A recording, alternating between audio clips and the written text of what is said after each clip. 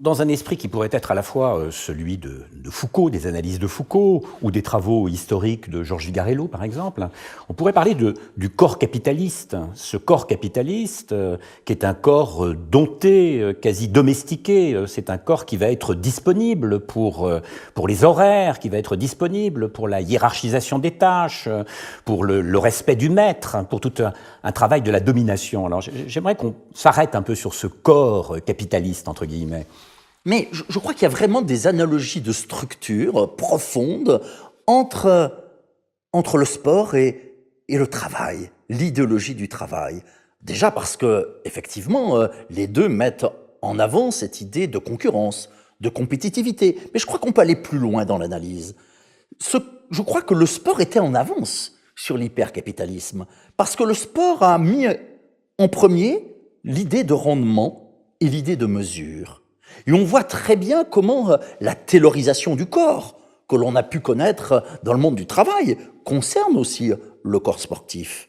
Ce corps sportif, c'est aussi un corps en miettes, c'est un corps où l'on va décomposer les gestes. Ce que l'on parle, quand on parle d'entraînement, ce n'est rien d'autre que la répétition sans fin du même geste pour être effectivement plus efficace, pour être plus performant.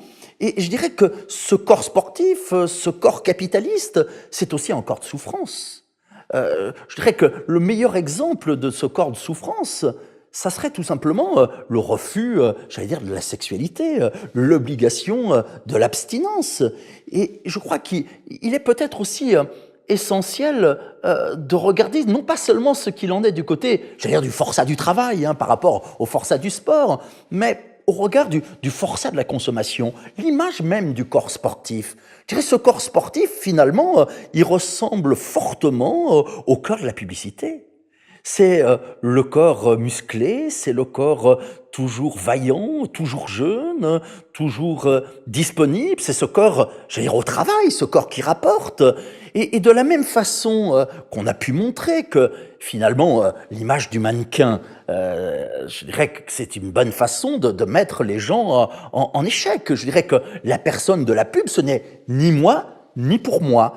Il y a une équipe de chercheuses américaines qui a notamment étudié la fameuse poupée Barbie, qui a mondialisé l'esthétique corporelle occidentale. Eh bien, si Barbie tenait debout, enfin si Barbie marchait, était debout, elle ne pourrait pas rester de par sa morphologie. Elle serait forcément à quatre pattes. Ça veut dire quoi? Ça veut dire qu'on a mis des milliards d'humains en souffrance et en échec. Eh bien, ce modèle de la réussite sportive, ce modèle du corps parfait, du corps musclé, c'est aussi une façon de mettre en souffrance, de mettre en échec, j'allais dire, des milliards d'humains.